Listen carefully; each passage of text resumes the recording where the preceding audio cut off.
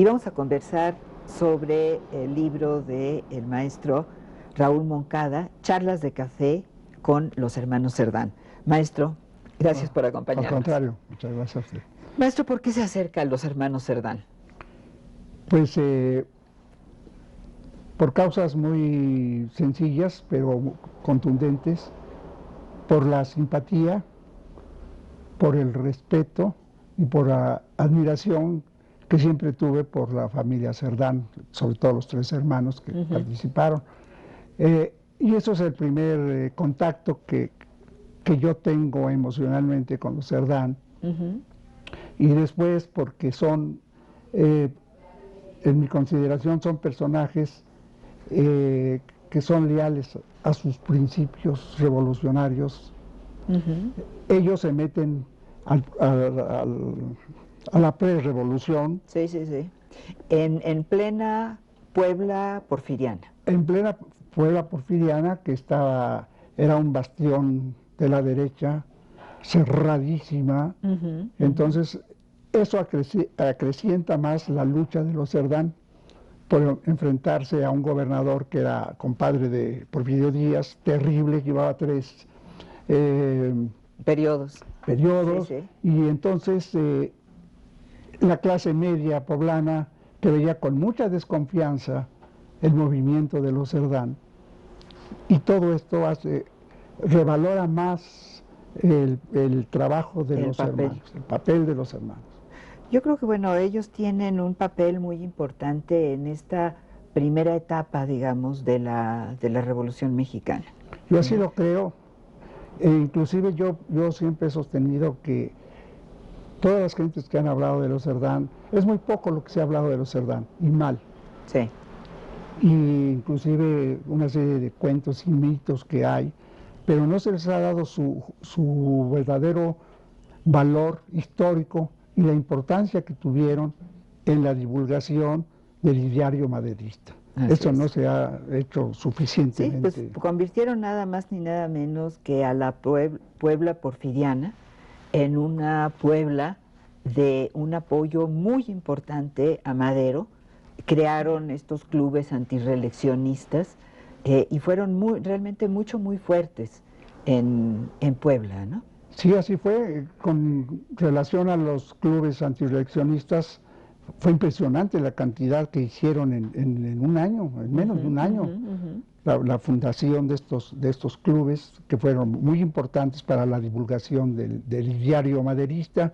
Tanta importancia tuvieron que repito, en esa Puebla cerrada, negra, los Cerdán, a base de un esfuerzo y de un trabajo tremendo, logran hacer la mejor recepción que tuvo Madero de todas las invitaciones donde fue. En Puebla fue la mejor recepción que se hace a Madero.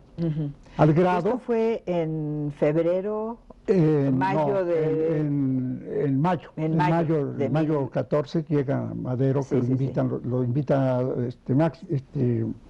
Aquiles lo invita, y entonces Madero acepta con ciertas reservas, con un cálculo pensado, porque...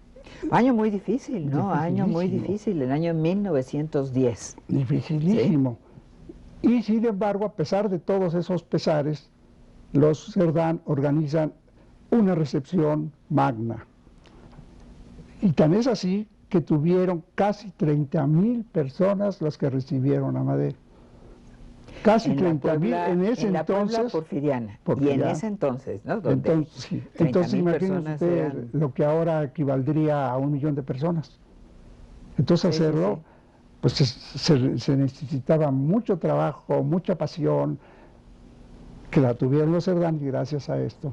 Con decirle que aquí tuvo que batallar para conseguir el hotel donde pudieran alojar a Madero y su comitiva, porque nadie quería alojarlos. En su hotel.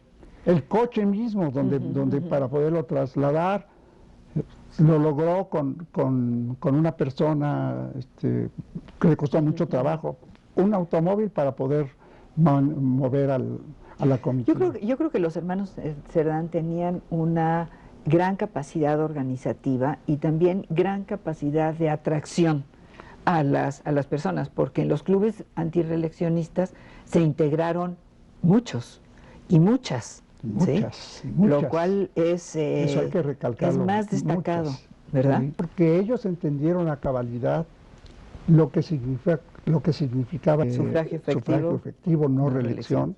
Lo entendieron, pero de la manera más profunda, y se dieron cuenta, o sin mucho darse cuenta, pero lo manejaron, que era el lema que le hacía falta a esa efervescencia social que cada vez crecía más, pero faltaba un líder, una persona, y un lema de campaña. Y el líder resulta Madero, y su lema de campaña es la famosa frase antitética, ¿verdad? Que los Cerdán entienden muy bien, porque en ellas está encerrado. El diagnóstico es perfecto en la frase maderista de que ¿cuál es la enfermedad que padece el país? ¿Por qué está así? ¿Por qué hay tanto descontento? Sencillamente porque hay una reelección tras otra, hay un fraude electoral cada vez. ¿Y cuál sería la cura para eso se volvió una dictadura, un mal gobierno, y eso se volvió también el factor central en la opresión de la gente, ¿no? Pero además de que están señalando la enfermedad, el lema también dice la cura. ¿Cómo salimos de esta enfermedad?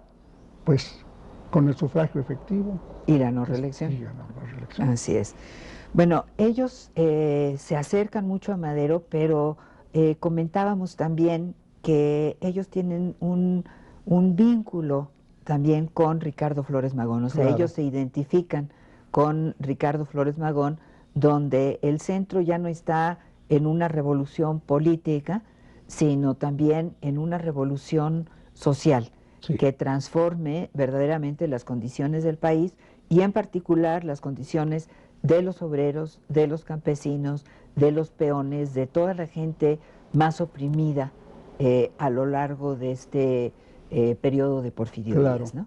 Sí, porque ellos, como lo dice usted bien, Flores Magón, las ideas de Flores Magón sobre que ya había que poner un hasta aquí, ya no podía seguir, y el único camino que quedaba era la lucha armada, que esa precisamente era lo que a Madero no le cabía en la cabeza todavía, porque él quería hacer una revolución que fuera incruenta. Y entonces, como decía Aquiles en una de sus cartas a Madero, pero señor, ¿cómo vamos a pedir que se haga un cambio por la vía pacífica, por el derecho y la justicia, cuando el régimen no respeta el derecho ni la justicia, y la única ley que respetan es la ley fuga? Entonces, señor, ¿cómo vamos a pelear contra así? Por favor, deje usted el poder para que cambiemos. Entonces, pero Madero tenía sus escrúpulos sobre la revolución. Y hasta el final, por todo lo que sucede, es cuando una vez que viene el fraude, que viene la represión sobre todos los clubes antirreeleccionistas, que Madero tiene que salir del país y tiene que irse a San Antonio, y que bueno, se ve obligado por la situación, por las circunstancias, a reconocer lo que Aquiles Cerdán decía desde antes, o sea, que el país necesitaba una revolución, y esa revolución la va a convocar Madero con fecha, hora, día, el día 20 de noviembre a las 6 de la tarde. A las 6 de la tarde. Como da risa ahora porque pues es una cosa burocrática, pero tenía un sentido. Por supuesto. Madero lo hace porque el régimen de Porfirio Díaz debería terminar el 20 de noviembre a las 6 de la tarde. Entonces, como quería ser más legalista que los legos, pues entonces hace esta cosa que no resultó, ¿verdad? Llama la revolución a través del Plan de San Luis. El Plan de San Luis. El 20 de noviembre a las 6 de la tarde. Que lo perfeccionan cuando está en San Antonio, Texas. y Aquiles va a San Antonio, Texas, y él regresa como el jefe de la revolución en Puebla. Las diferencias en que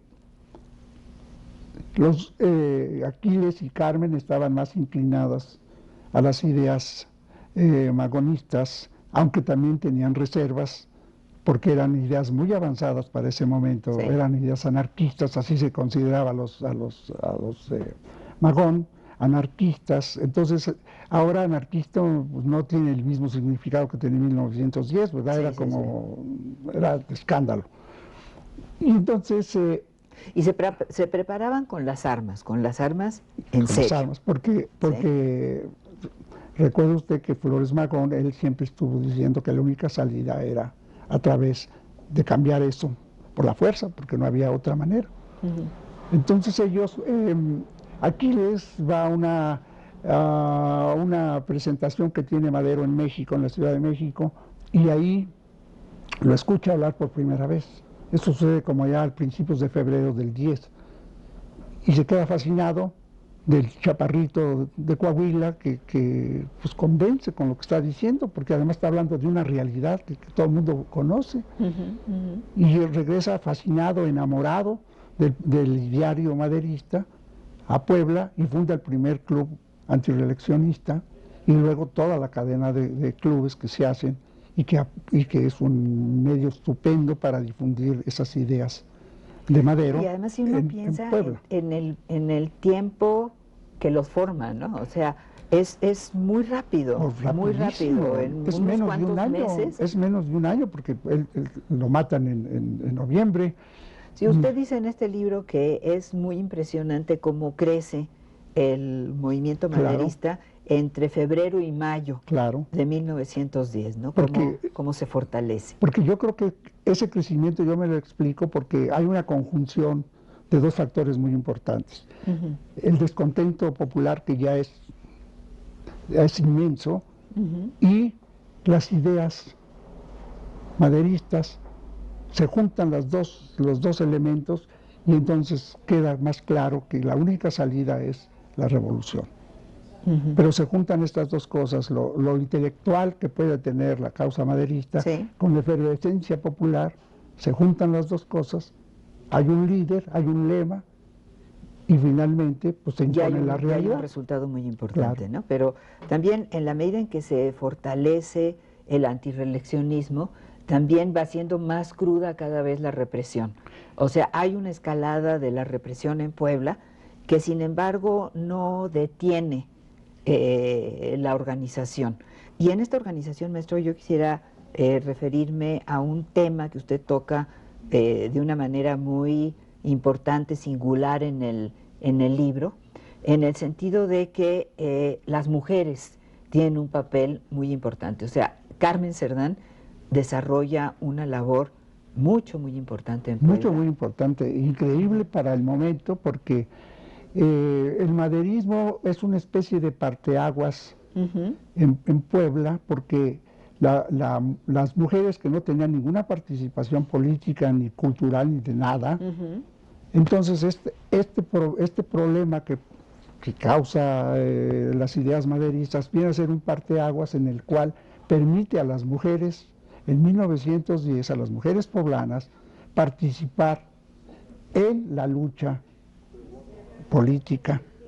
Y entonces el valor de ellas es importantísimo porque finalmente, hacia casi noviembre, todas las clases sociales, hablando de mujeres, entran a la lucha. Entonces transportan pólvora, transportan armas, maestras, cigarreras, clase media. Entonces, una cosa que usted cuenta que a mí me parece verdaderamente muy interesante es que cuando va a llegar Madero a Puebla, en todos los pupitres aparece un volante convocando a participar en la recepción de Madero, ¿no? Esto habla de las mujeres y habla de la organización. La organización estupenda que tenían. Por eso lograron tener casi 30,000 personas para recibirlo. Gracias a esa organización y esa lucha de las mujeres, que yo en el libro, tratando de hacerles de justicia a algunas, Cito los nombres de ellas. Sí, sí, sí. Porque se la jugaron como sí, cualquiera sí. De los varones se la jugaron las mujeres. Entonces tuvieron un valor muy destacado, muy importante, las mujeres muy importante poblanas. Esta cita, ¿no? Sí. Y bueno, habría que decir también que los hermanos Cerdán en algún momento también quieren adelantar la revolución, el momento del estallido en Puebla, porque claro, tienen encima la represión y la represión los va cercando cada vez más, y bueno, el asalto a la casa de los hermanos Cerdán se da precisamente 2 días antes de la convocatoria de Madero, o sea, el 18 de noviembre claro. Se da este enfrentamiento de la policía poblana en contra de los hermanos Cerdán, en la casa de los hermanos Cerdán, donde mueren Aquiles y Máximo, y donde Carmen Cerdán es herida y después es encarcelada, ¿no? Entonces, de alguna manera, maestro, para concluir, es el primer derramamiento de sangre. Bueno, ya había habido algunos conatos. Antes de los Cerdán ya había habido unos conatos que habían fracasado porque pues no habían tenido enfrente a un Aquiles Cerdán, sencillamente, ¿verdad? Que tuvo más idea y más todo. Pero ya había habido algunos conatos armados luchando contra el régimen. Pero solamente cuando aparecen ellos, y como después de la visita de Madero a Puebla, se da por primera vez, empieza a tomar muy en serio el gobierno de Porfirio Díaz el movimiento maderista. Y entonces la represión crece brutalmente, son perseguidos, aquí les tiene que irse a refugiar a Oaxaca un tiempo, después se va a San Antonio, se tiene que disfrazar, porque es un aspecto interesante de Aquiles, que era un actor innato, le gustaba disfrazarse y esconderse, tanto que le cuesta la vida esconderse. Pero le gustaba. Hay el viaje que hace para ir a ver a Madero a San Antonio, ¿verdad? Se disfraza de gringo y luego regresa disfrazado de gringa, y gringa apetitosa, con los vestidos de Carmen, toda de luto, regresa a Puebla otra vez. Entonces le gustaba mucho esto de esconderse, pero sobre todo era un hombre comprometido hasta el fondo.